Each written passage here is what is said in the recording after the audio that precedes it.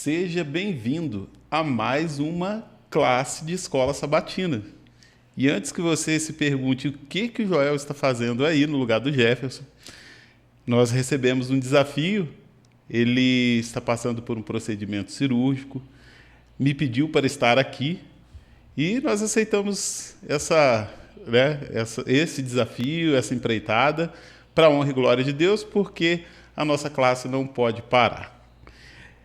Você está tendo a oportunidade de participar da maior escola do mundo. A Escola Sabatina, ela é uma escola mundial. Hoje nós estamos presentes em 213 países e o que me fascina na Escola Sabatina é que nós estudamos a mesma lição no mundo inteiro. E esse trimestre nós tivemos assim uma lição maravilhosa. Quando eu vi lá o título da lição, Temas sobre o livro de João, me levantou uma curiosidade, como que ela seria trabalhada. E eu, particularmente, aprendi muito. João, o autor, trabalhou aqui as características que João procurou colocar aqui nessa lição, no livro dele, e através dessa lição nós aprendemos que João tinha uma preocupação, mostrar que Jesus era o Messias. Ele usou todos os recursos possíveis.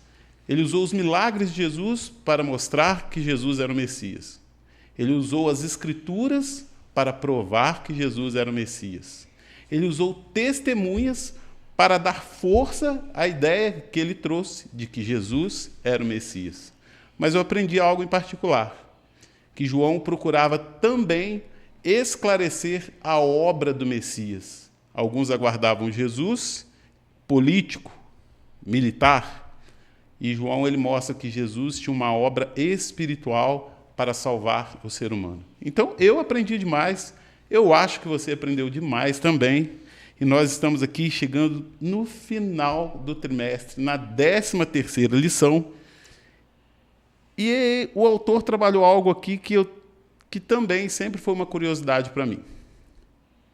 Os discípulos andaram 3 anos com Jesus, e parece que eles aprenderam muito pouco.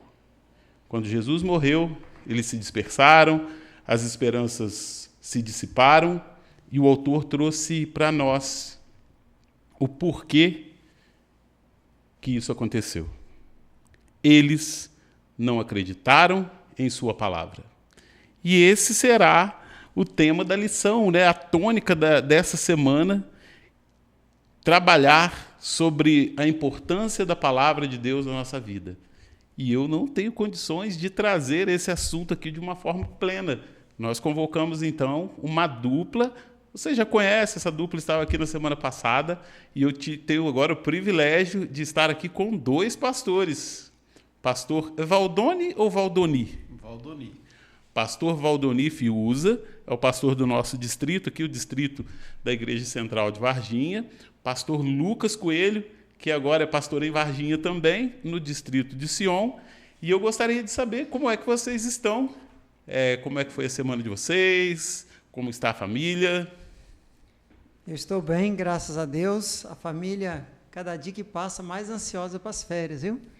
Como eu falei semana passada, esposo de professora, então, quando chega essa data, é um Deus nos acuda. Mas está mais próximo das férias, eu digo assim, é só um pouquinho mais, e aí começará o descanso. Estão bem, graças a Deus, tanto a filha quanto a esposa. Amém. A sexta-feira sempre é um dia bastante corrido, pelas muitas atividades, é o dia da preparação, mas pela graça de Deus finalizamos o dia com a bênção do Senhor. Glória a Deus. Eu também sou esposo de professora, viu, pastor?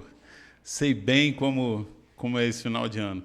Mas é uma bênção nós podermos estar aqui, é uma bênção nós termos a oportunidade, é um privilégio, prova que Deus está conosco, nos abençoando, nos guiando e nos usando. Acho que esse é o mais importante, Nós temos a oportunidade de sermos usados por Deus. Vamos orar para nós iniciarmos a nossa lição. Quem gostaria de orar? Posso orar? Vamos orar. Então. Oremos.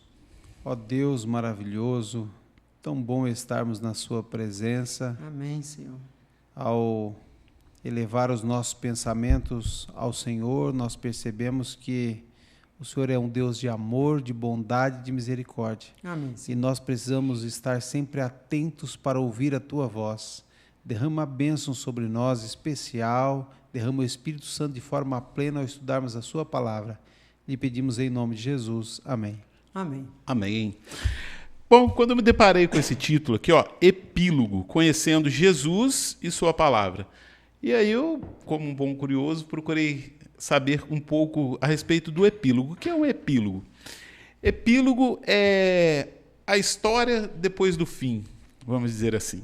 Às vezes há um encerramento de um livro, de uma narrativa, e o autor é um recurso que as pessoas usam, né, os escritores usam, para dar ali, vamos dizer que é um bônus.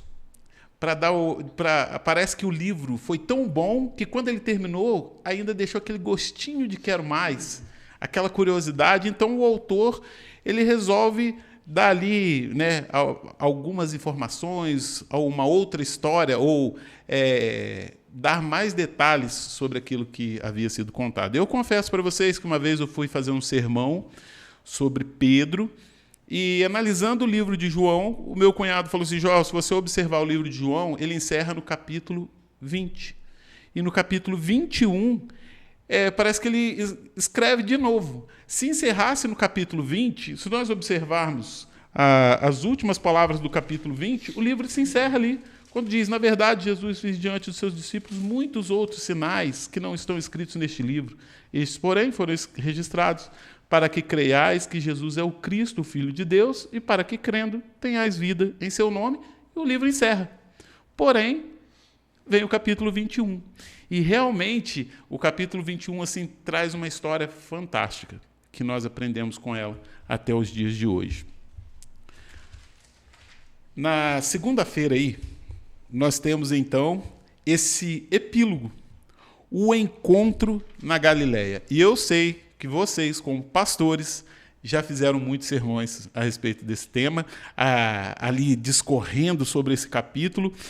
E essa primeira parte, que vai ali dos versos 1 ao verso 19, elas trazem muitas lições para nós, com dois aspectos bem distintos: o aspecto divino e o aspecto humano. E eu gostaria de saber qual de vocês dois vai falar para nós sobre o aspecto divino. Bem, antes de falar sobre o aspecto divino, pode ficar o pastor Fiuza. Por que João fez o epílogo? Essa é uma pergunta que a gente tem que fazer. Porque João, ele tinha uma preocupação muito grande. Veja, Jesus veio, fez milagres, prodígios, fez a sua obra, 3 anos e meio aproximadamente, porém, ele morreu. Dentro do próprio livro de João, conhecemos uma história que Jesus chega para Pedro e diz assim: ó, você vai morrer, e não vai ser bonito não. E aí, quando Jesus fala isso para ele, Pedro pergunta assim: e esse daí, o discípulo amado? Aí Jesus fala o que para ele? O que te importa o que vai acontecer com ele? Você precisa cuidar daquilo que eu estou falando contigo. Mais ou menos assim, numa maneira educada. Pedro, cuida da sua vida, eu estou te ajudando, deixa João com a vida dele. E aí criou uma fofoca. Eu sei que hoje em dia a fofoca está até em moda, né? Tem até sites, tem programas de fofoca, mas naquela época já existia fofoca. E circulou uma fofoca, que Jesus voltaria antes de João morrer.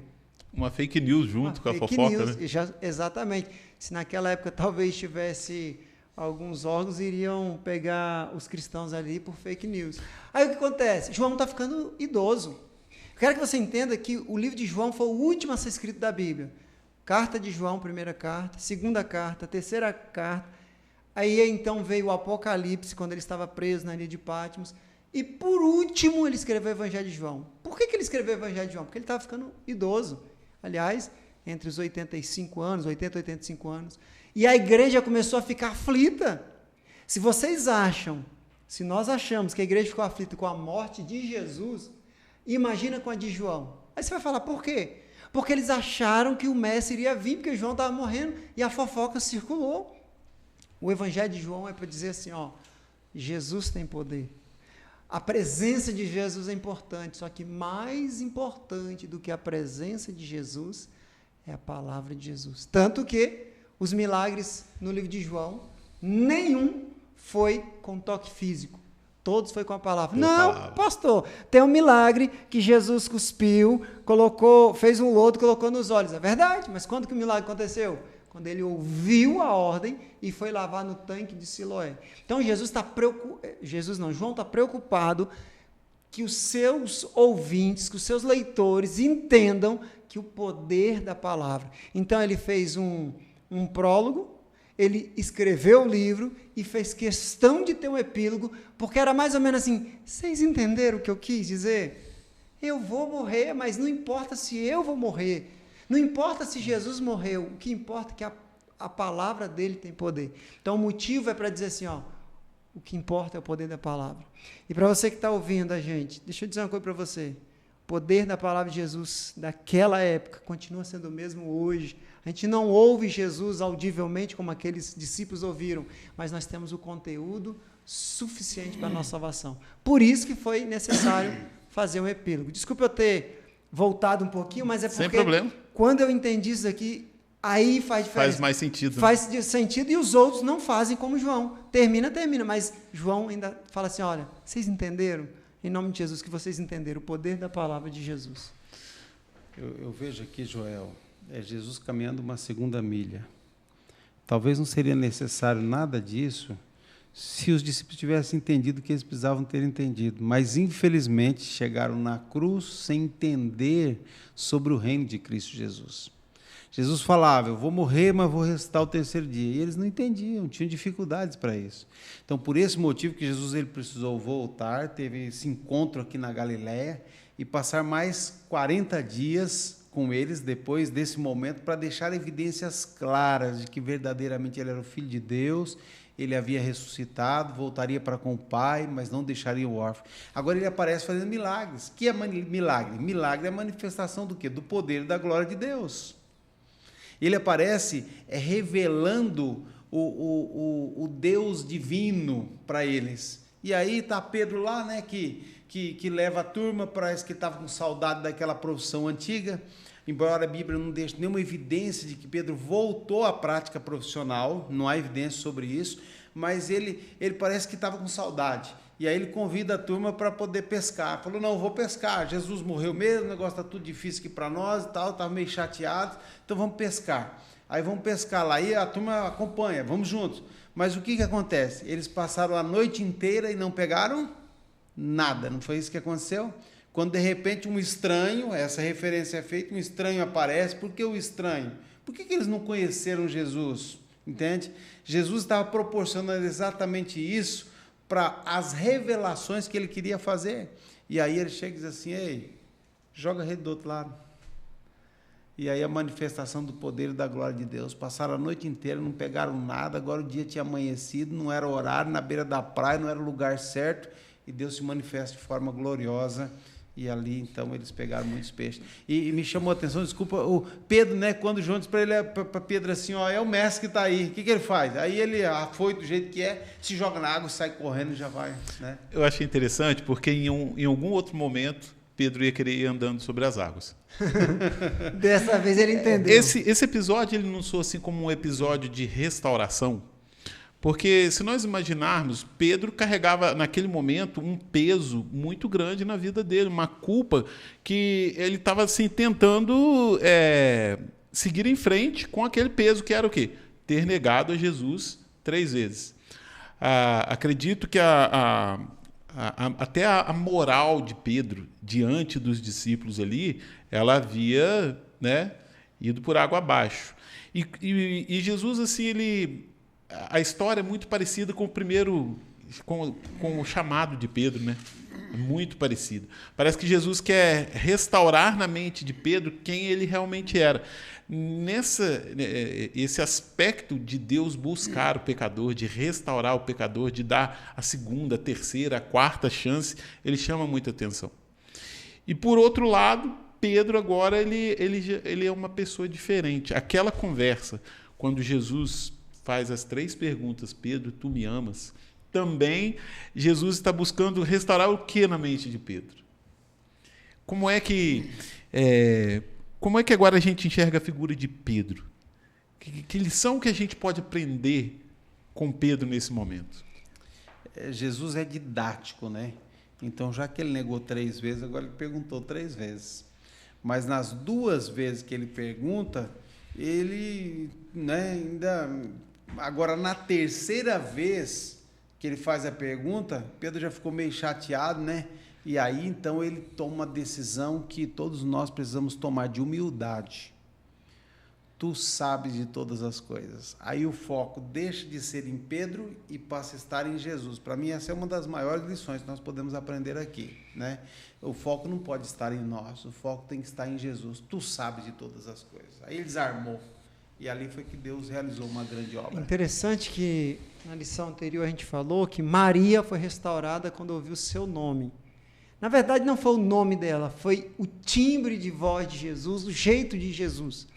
Para Pedro também não foi diferente. Tanto que esse milagre aqui da pesca maravilhosa relembrou a ele e a eles o que havia sido no passado, porque Jesus morreu, parece que aquilo tudo morreu com Jesus. Jesus está dizendo, não, está tudo vivo, está tudo mais claro do que vocês imaginam.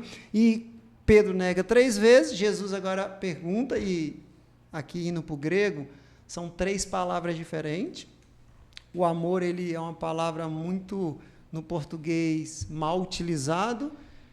Ama um cachorro, ama a esposa, ama a mãe, ama tudo, né? No grego, cada um deles tem um significado e vai se aprofundando. Significado de amor de conhecido, significado de amor de pai e significado de amor profundo, dependência.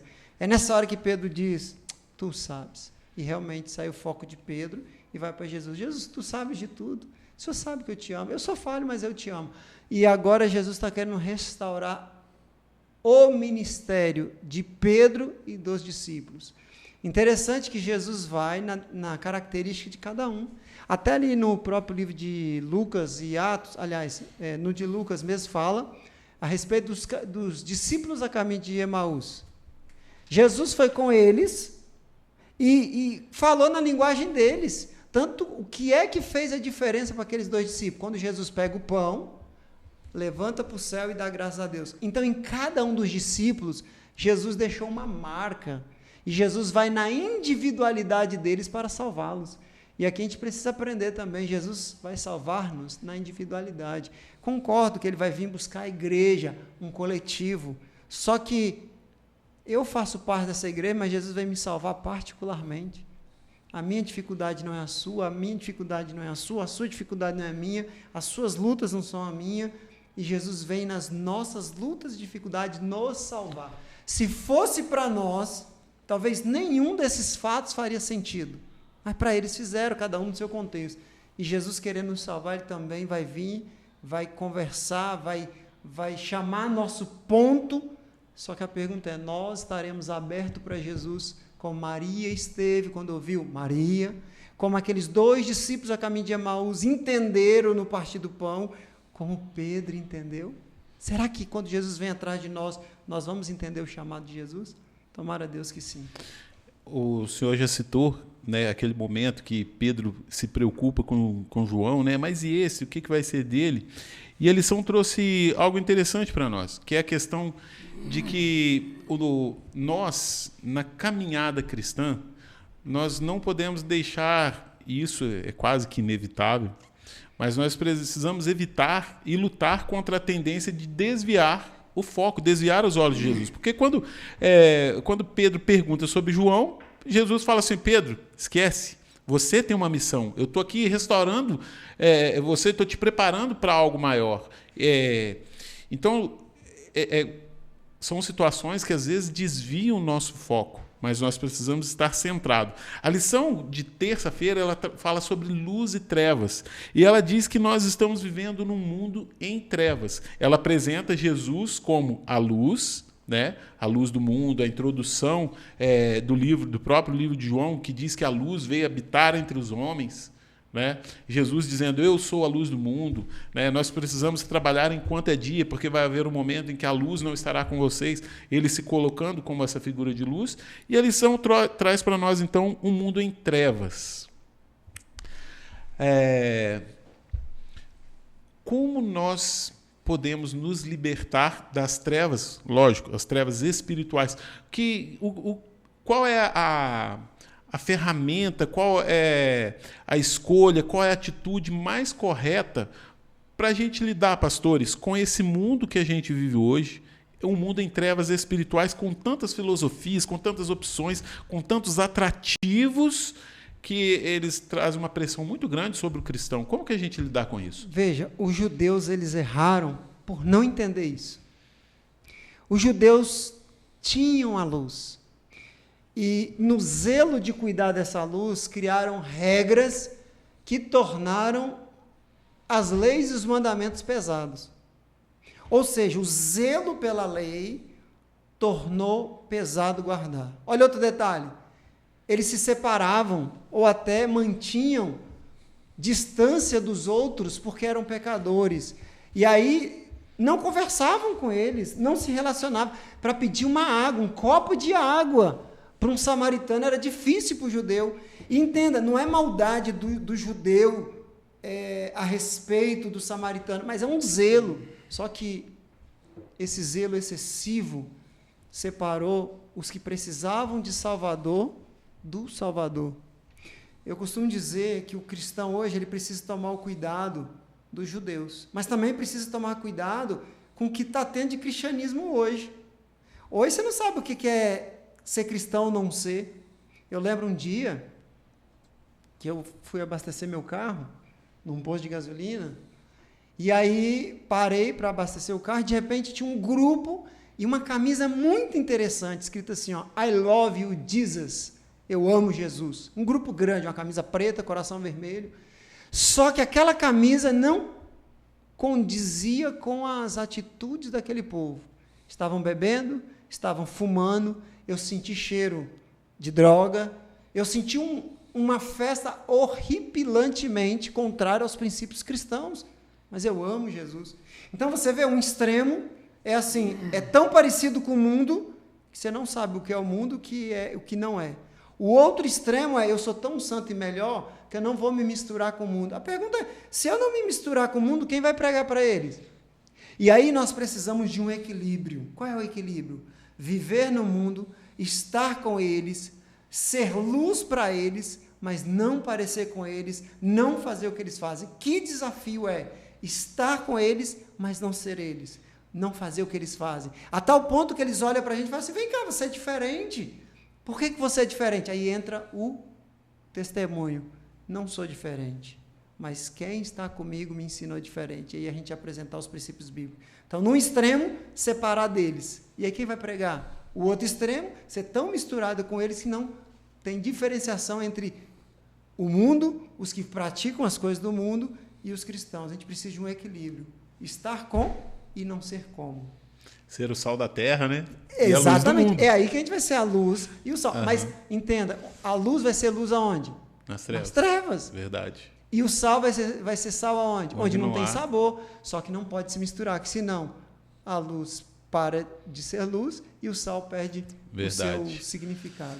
Eu gosto daquele pensamento assim, de que quanto mais a gente se aproxima da luz, mais a luz ela reflete e revela as nossas sujeiras deixadas pelo pecado.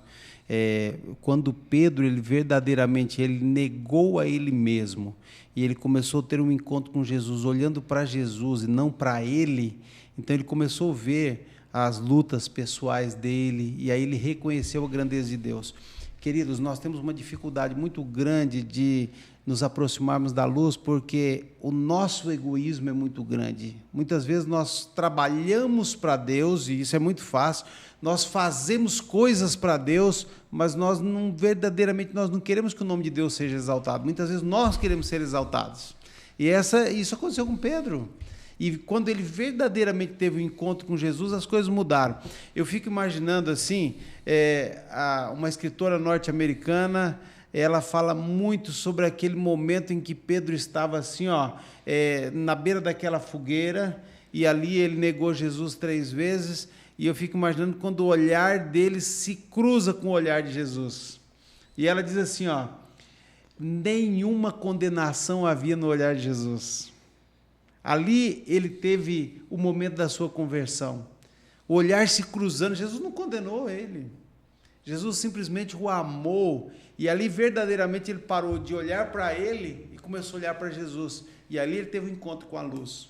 Se nós queremos ter um encontro com a luz, que é Cristo Jesus, nós temos que parar de olhar para nós e olhar para Jesus. Muito bem. A gente vai entrar na parte aqui, no cerne da lição, e eu queria destacar algo interessante aqui.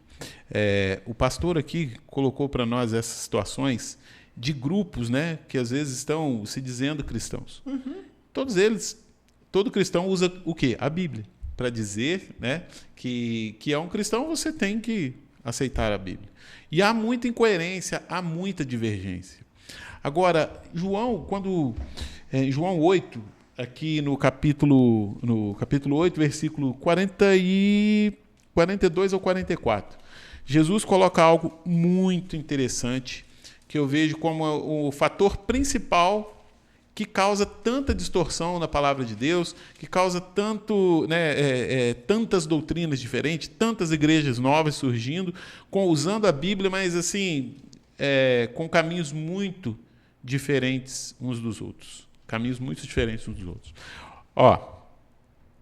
Replicou Jesus: se fosse de fato vosso Pai, certamente me havias de amar, porque eu vim de Deus e aqui estou. Pois não vim de mim mesmo, mas ele me enviou. Qual a razão? Aqui é a pergunta. Qual a razão porque não compreendeis a minha linguagem? É porque sois incapazes de ouvir a minha palavra. Isso aqui é pesado. E depois ele fala assim, vós sois do diabo, que é o vosso pai, quereis satisfazer-lhe os desejos. Ele foi homicida desde o princípio e jamais se firmou na verdade. Incapazes de ouvir a palavra de Deus e não se firmar na verdade, ele vai nos levar diretamente para a quarta-feira, que é a teologia de cima e a teologia de baixo. Pastor Fiuza, o que é que nós compreendemos sobre teologia de baixo? A teologia de baixo é uma teologia que ela vem das nossas próprias convicções pessoais, né? Então, assim, nós partimos de nós mesmos, das nossas próprias convicções, daquilo que nós acreditamos, daquilo que nós queremos, daquilo que nós desejamos. E não vem a partir da fé em Cristo Jesus, né? Então, nós usamos a Bíblia para fazer uma leitura, uma interpretação pessoal de acordo com... meus desejos, né? Essa é a teologia de baixo. Você quer ver um exemplo disso? Às vezes eu vou tocar até numa ferida. Teologia da prosperidade. O que ela fala? Quem não for próspero não está com Deus. Traduzindo. Aí eu te faço uma pergunta. Onde entra João Batista na teologia da prosperidade? O que Jesus falou de João Batista? Não há homem nascido de mulher maior do que João Batista. Como encaixar a teologia da prosperidade em João Batista e encaixar o que Jesus falou de João Batista? Teologia de baixo. Agora, qual que é a teologia do alto, segundo a Bíblia? A teologia da fidelidade. Ainda que eu ande pelo vale da sombra da morte, estarei contigo. Ou tu estás comigo, a tua vara e o teu cajado me consolam. Então, entenda, Deus nunca falou que crente não vai passar por problema, financeiro ou qualquer que seja, mas cristão vai passar por dificuldade, Deus estará conosco. E isso é um problema, sabe por quê, Joel?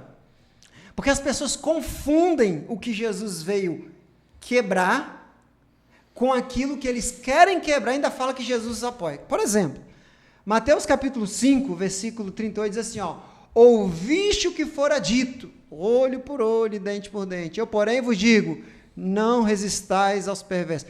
Aí o povo diz, está vendo? Jesus está dizendo que não é para seguir os mandamentos. Não, Jesus está falando, ouviste o que foi dito.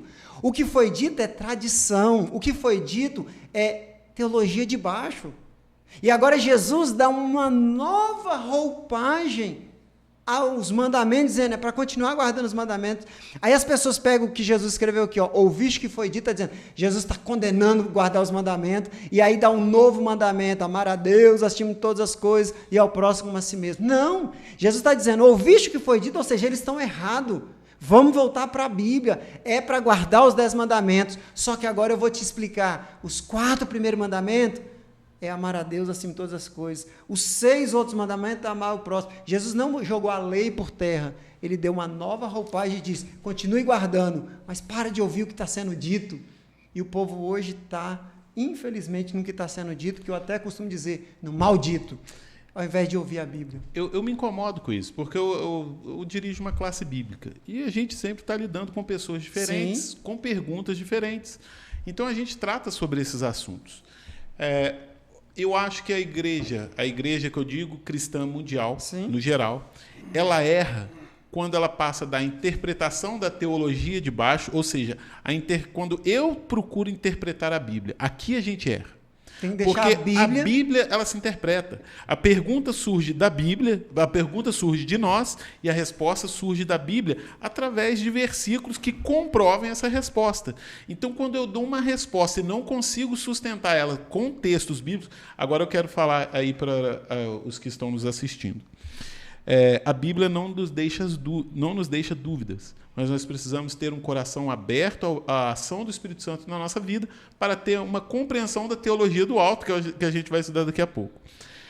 Se há uma afirmação a respeito de um tema que se diz bíblico, a Bíblia vai ser responsável por responder. E se alguém te apresenta um tema onde não há respostas bíblicas, e não só de um versículo, muitos versículos, uma cadeia de versículos que comprove aquela ideia, essa teologia ela é de baixo, ela não se sustenta. E aí, quando não se sustenta, aí o que eles falam? Não, o antigo é velho, não é para seguir. Exatamente. Ou então, isso daqui não é para o nosso tempo. Ué, Jesus falou, errais não conhecendo a Escritura. Que Escritura que tinha na época de Jesus? É uma ação evasiva, né? Exatamente. E a teologia... Pode falar, pastor? É assim, que é uma prova de pessoas que estão buscando a teologia de baixo. As pessoas vão em busca de uma igreja, mas uma igreja que lhes satisfaz. Por que nós temos tantas igrejas hoje? Porque tem uma igreja, o inimigo ele é astuto. Primeiro ele procurou tirar a Bíblia de circulação. Quando ele não conseguiu, a Bíblia está em circulação na mão de todo mundo... Então, agora, ele tenta as pessoas buscarem a sua própria interpretação e não deixando, Joel, como você colocou, a Bíblia interpretar a si mesma. E aí, agora, elas começam a buscar uma igreja que lhe agrada. Eu fui em tal igreja, mas lá eu não me senti bem. Então, estou procurando uma igreja que eu me sinta bem. Ok? Igreja, ela não é para a gente se sentir bem. Embora a gente se sente bem na presença de Deus, sim, mas o objetivo principal de buscar uma igreja é para... negar-nos a nós mesmos, para que os nossos pecados eles sejam trabalhados, para que eles sejam confessados, perdoados. Ele conscientizados, né? Conscientizado. Quer vir após mim? Negue-se a si mesmo, toma a sua cruz e siga-me. Entende? Só que as pessoas não querem isso, elas querem algo que lhe agrada, que ela chegue, ela se sente valorizada. Alguns querem chegar na igreja, não estou dizendo que na igreja a gente não precisa tratar bem as pessoas que chegam, mas isso não é o objetivo principal que nós vamos lá. É claro que a igreja tem que ter uma boa recepção, a igreja, as pessoas chegam ali, ela tem que se sentirem amadas, porque se há amor na igreja, as pessoas precisam se sentir amadas. Mas eu não vou na igreja por causa disso, eu vou na igreja por causa de Jesus, ok? Esse é o meu principal objetivo de ir à igreja. Agora, alguns querem ir à igreja simplesmente para o seu ego ser apalpado, para o seu ego ser afagado, e isso não é o objetivo de irmos à igreja. É claro que o amor vai reinar entre os irmãos, entenda bem. Como é que nós podemos viver, então, a teologia do alto? Então, a gente vai concluir a teologia de baixo e já entrar para do alto, porque o contrário de alto é baixo, né? São as duas extremidades. Bom, a teologia de baixo e a do alto, ela se distingue da seguinte maneira. Se eu for entrar em contato com a teologia e ela não me mudar, ela não pode ser do alto. Todos os personagens que tiveram em contato com Jesus foram mudados. Ah, não, pastor, o jovem rico não aceitou Jesus, mas ele endureceu o coração e foi embora. Mas quando eu encontro algo que me abraça do jeito que eu sou e não pede para eu mudar em nada, desconfie da teologia. Porque o encontro com Jesus, nós somos confrontados a mudar o jeito de pensar, de agir, de comer, de vestir, de tudo. Então, se não confronta as minhas práticas, duvide da teologia, que ela é de baixo. Mas se ela vai confrontar, se ela vai me desmascarar e me desafiar a mudar, essa teologia é do alto. Interessante que a teologia do alto ela te dá força para essa mudança, que é muito difícil, né? Exatamente. A gente pode citar, por exemplo, Nicodemos. Nicodemos, ele foi confrontado. E ele teve vontade de ficar na sua obscuridade, mas ele teve que tomar uma decisão. E mais tarde ele se torna um dos cristãos, financiador do cristianismo, e a história diz que ele morreu pobre porque financiou o evangelho. E aí você vê outros, como o jovem rico, que foi confrontado, continuou com a sua riqueza e continuou com a sua prática. Ele queria uma teologia de baixo, mas só tinha em Jesus teologia do alto. Enquanto Nicodemos entendeu, viveu a teologia do alto e deixar bem claro que dinheiro não é problema, dinheiro nunca foi problema, o amor ao dinheiro que ambos tinham e ao poder que era o problema, e um deixou e o outro não. Muito bem. Sabe, a teologia do alto, ela revela uma mensagem que nós acreditamos que Deus deixou para nós pregar essa mensagem. São as 3 mensagens angélicas em Apocalipse 14, a partir do versículo 6, nós vamos encontrar essa mensagem ali, né? Primeira mensagem, temei a Deus e dá-lhe glória. Quer dizer, nós devemos adorar somente a Deus. Segunda mensagem, caiu a grande Babilônia. Essa confusão religiosa que tem aí, pessoas buscando a Bíblia pelos seus próprios interesses egoístas, precisa cair por terra. Esse não é o caminho. E a terceira, seguiu outro anjo, terceiro, dizendo com voz forte, se alguém adorar a besta e a sua imagem e receber a marca. A verdade foi lançada por terra, o mal ele cresceu, ele prosperou, e chegou o momento da gente buscar a Bíblia como a revelação de Deus para nós. É um ato de fé, é um ato de confiança, e é um ato assim, ó, de negar a nós mesmos e fazer a vontade de Deus. Isso é que nós precisamos para viver essa experiência da teologia do alto. Joel, só para mais um adendo aqui. Vamos lá. Você contrataria um advogado que não entende de Constituição, de leis, e para quem não sabe, existe um conjunto de leis que é o resumo chamado vade-mecum. Você contrataria um advogado para te defender? Só se eu quisesse perder a causa. Você contrataria ou deixaria a sua cabeça ser aberta por alguém que fez medicina pelo YouTube? Olha que minha cabeça foi aberta. Né? Você deixaria? Não. Então, como é que as pessoas querem estar num local que não respeita a Constituição do céu, que é a Bíblia? Pisam a Bíblia. Então, a teologia de baixo é antibíblica. E quando eu falo Bíblia, toda ela, como você falou, não é texto aqui, texto ali. E a teologia do alto vem da Bíblia. Eu até vi uma besteira sendo dito recentemente por um líder. Ele disse assim, a igreja não é menor do que a Bíblia, porque a Bíblia é fruto da igreja. Errado. A Bíblia é a maior revelação de Deus e ela é maior do que a igreja. Sabe por quê? Porque não saberíamos nada sobre o céu e sobre a salvação sem a Bíblia. Apesar de a igreja ter mantido os espólios, as cópias que nos dá referência, através das evidências de que a Bíblia é correta hoje, como ela foi lá e nada foi alterado, e a igreja tem parcela de ter mantido isso, concordo, mantido, mas a Bíblia não é produto da igreja, ela é produto de Deus com os homens, servos do Senhor, os profetas, e a igreja foi cuidadora e respaldadora. Então a Bíblia é a autoridade maior e ela não pode se submeter a nada, pelo contrário, tudo e toda teologia do alto vai se submeter à Bíblia e vai, no assim diz o Senhor. É um fato interessante que eu estou me lembrando aqui, grandes teólogos, eles têm dificuldades com alguns textos, e homens inteligentíssimos. Eu me recordo uma época que o doutor Amin Rodor, na sala de aula, ele diz assim, se o doutor fulano, ele acredita nisso, então eu também posso acreditar, porque é verdade. Não. Porque grandes pensadores, eles têm distorções da palavra de Deus, tem um elemento que ele é fundamental, é a porção plena do Espírito Santo, porque o Espírito Santo é quem nos convence do que? Do pecado, da justiça e do juízo. Então, o discernimento espiritual vem com o Espírito Santo. Então, esse é o elemento fundamental. Por isso que vamos estudar a Bíblia, a gente tem que orar e pedir o quê? O Espírito Santo para que ele revela. E pessoas simples, com pouco estudo, mas com discernimento espiritual, muitas vezes tem uma interpretação muito mais clara do que grandes pensadores. Com isso, a gente pode concluir que a teologia de baixo ela não necessita da orientação divina. Exatamente. E a teologia do alto, ela se coloca, o ser humano se coloca sob a orientação do Espírito Santo. A gente está caminhando para o final, e eu achei muito legal a parte de quinta aqui, porque ela traz dois apelos. O evangelho, aos olhos frios, aos nossos olhos frios, ele não é atrativo. Porque a proposta final dele a promessa é. Mas o viver o evangelho, Jesus já alertava, se você quiser vir após mim, toma a tua cruz e siga-me. Eu não tenho nem onde reclinar a cabeça, os animais têm, eu não tenho. Né? Negue-se a si mesmo. Então a gente vê que ele não é algo atrativo. Mas Jesus fala assim, que quando ele fosse levantado da terra, ele atrairia todos, né, como a serpente foi levantada no deserto, e quando ele fosse levantado também, ele atrairia todos a si mesmo. Então, eu tenho duas perguntas aqui, uma para cada. Eu gostaria que vocês fechassem aí com chave de ouro, cada um numa esfera, para os nossos, né, telespectadores, para aqueles que nos assistem, enfim. A primeira eu vou fazer para o pastor Lucas. Pastor, como nós podemos ser atraídos a Jesus?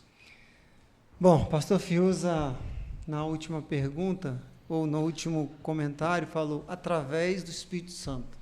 O Espírito Santo continua a obra que Jesus começou. E o Espírito Santo é o único que consegue iluminar a nossa mente para entender a revelação que ele já deu, que é acerca de Jesus. Então, sem o Espírito Santo é impossível.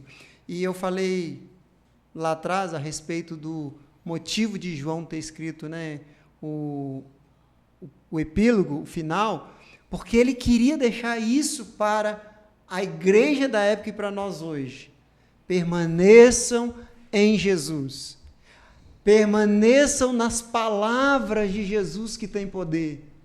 Para de olhar para mim, João, eu estou ficando velho, eu vou morrer. Pode ser que ele volte no meu tempo. Porque assim como a gente sabe que Jesus teve um bate-papo com Pedro, revelou para ele algumas coisas e falou para ele, esquece João, vamos nós dois aqui, resolve o seu problema. A Bíblia não revela, mas provavelmente ele também teve com cada um dos discípulos. O próprio João escreve que se fosse escrever tudo sobre Jesus, não caberia em todos os livros. E João tinha noção de quem ele era, de quem ele não era, apesar da igreja ter uma visão. João está dizendo assim, para de olhar para mim. Ainda que eu morra, Jesus morreu, olhe e permaneça em Jesus, e em especial na palavra de Jesus. Para quem está assistindo aqui e nós que estamos aqui, em nome de Jesus, vamos permanecer na palavra. Parece que a igreja está fraca, prestes a cair, mas ela não cairá.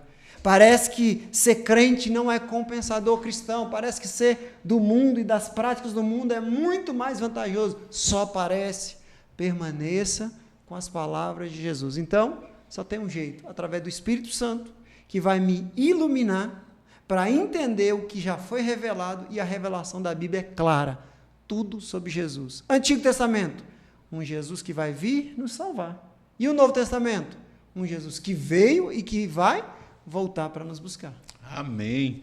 Pastor Fiuza, qual é o segredo do crescimento e da saúde espiritual? Ao sermos atraídos a Cristo, nós passamos a ter um relacionamento com Ele, reconhecendo as nossas debilidades, os nossos defeitos, as nossas necessidades.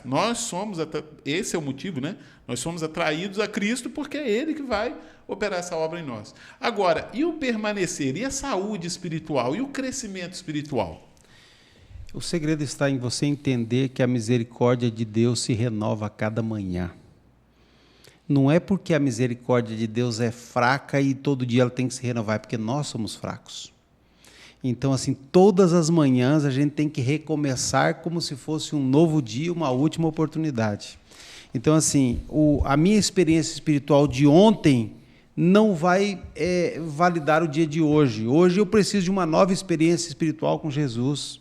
Então, o segredo é Bíblia, oração, confissão dos pecados e e buscar o perdão de Deus, e um processo diário na nossa vida, pedindo para estar cheio do Espírito Santo, diariamente, todos os dias, como fosse um novo dia e o último dia. E assim a gente se renova a cada dia e continua conectado com Jesus. E aí um dia a gente acerta, porque vai ser o último dia. Mas enquanto a gente não sabe, pede por hoje. Muito obrigado por esses esclarecimentos, porque assim, nós às vezes alcançamos vitórias espirituais e isso nos faz muito bem. E a gente às vezes fica muito alegre, muito feliz, mas no outro dia, às vezes, a gente tem uma derrota que parece que tudo que a gente viu em crescimento, dali parece que aquilo não valeu nada. E o inimigo usa a situação para fazer com que a gente desanime. Então é muito interessante o que o senhor colocou aqui, como a misericórdia de Deus ela se renova todos os dias. E aí a gente vê então, eu olhei para esse epílogo colocando a vida de Pedro ali como um ponto necessário. O João traz esse epílogo até os nossos dias para nós olharmos para Pedro, nos identificarmos nele e termos atitudes que ele teve para prosseguir. Pedro, em algum momento, ele viveu a teologia de baixo. Quando Jesus falou para ele, você vai me negar. E aí o que ele diz? Né? Eu estou disposto a morrer. Esses aí podem te negar, mas eu não. Estamos juntos até o final. Ali ele viveu o quê? A teologia de baixo. Depois ele vive a teologia de cima. Teologia do alto. Pedro, tu me amas? Pedro, tu me amas? Acho interessante que Pedro, se fosse num outro momento, ele ia falar assim, Senhor, eu amo o Senhor mais do que o Senhor ama a si mesmo. Esse seria o antigo Pedro, mas agora, quando ele vive então a teologia do alto, ele se coloca sob as orientações do céu e a partir daquele momento ele se torna uma nova pessoa. E Ellen White ela escreve assim no livro Desejado de Todas as Nações sobre Pedro. Pedro foi um homem de altos e baixos, né? Pedro viveu ali situações intensas, tanto na queda quanto na vitória espiritual, vamos dizer assim. Aquele momento, Pedro se encontrava arrasado. Ela diz assim, embora o Pedro... Aquele momento já do epílogo aqui, tá? Ela está falando desse episódio, né? Esse momento em que Jesus está restaurando Pedro, ela diz assim, embora Pedro houvesse negado o seu Senhor, o amor que ele tinha por ele nunca esmoreceu. E aqui está o segredo. Nós não podemos deixar o nosso amor se esmorecer em relação a Cristo. Em nenhum momento. Apesar das dificuldades, apesar das quedas, o nosso amor ele precisa ser um amor em resposta àquilo que Jesus fez por nós. E nós voltamos aqui para o nosso verso áureo. Examinem as Escrituras, porque julgais ter nelas salvação e vida eterna, mas elas testificam de mim. Se o meu amor em relação a Cristo não esmorecer, constantemente eu vou buscá-lo nas Escrituras, que é onde eu encontro salvação e vida eterna. Eu vi que o autor ele fechou com chave de ouro, para a honra e glória de Deus. E nós fomos agraciados nesse trimestre com essa lição. Para o trimestre que vem, eu convido a todos a participarem da nossa classe de escola sabatina, nossa classe online, uma classe física, enfim. Na internet nós temos tantas classes também, mas no trimestre que vem nós vamos estar estudando esse tema aqui. Olha que tema maravilhoso. O amor e a justiça de Deus. E os pastores aqui sabem como é difícil trabalhar esse tema na igreja. Amor e justiça, às vezes eles parecem um paradoxo, né? Eles parecem ser antagônicos, mas eles se completam. Então, eu já convido você a já estar entrando em contato conosco. Aqueles que não têm a lição, desejam adquirir, podem entrar em contato conosco, pedindo a sua lição. Nós vamos ter o maior prazer em atender vocês. Eu gostaria de agradecer aqui os pastores, Lucas, pastor Fiuza. É uma bênção ter vocês conosco. Nós aprendemos muito, é muito gostoso. Os que estão assistindo, os que vão assistir, eles tenho certeza que também participam dessa bênção conosco. E aqui nós encerramos mais uma lição, mais um trimestre, mas não encerramos a nossa escola sabatina, porque ela prossegue na semana que vem. E aí eu vou emprestar aqui o jargão do Jefferson, né? ele sempre termina dizendo o quê? Nem só de pão viverá o homem, mas de toda palavra que sai da boca do nosso Senhor.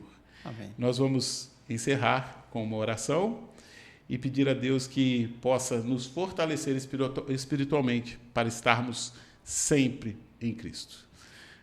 Senhor, nosso bondoso Deus, nosso grandioso Pai, louvamos o teu santo nome pelas tuas misericórdias que se renovam a cada manhã.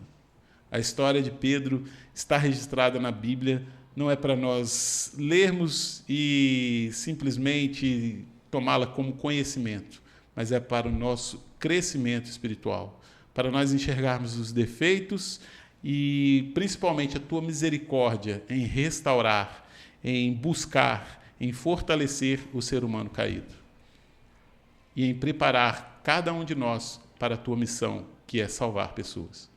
Fica conosco, dá-nos uma boa semana, dá-nos um bom dia, uma boa tarde, uma boa noite. É o que nós pedimos em nome de Jesus. Amém. Amém.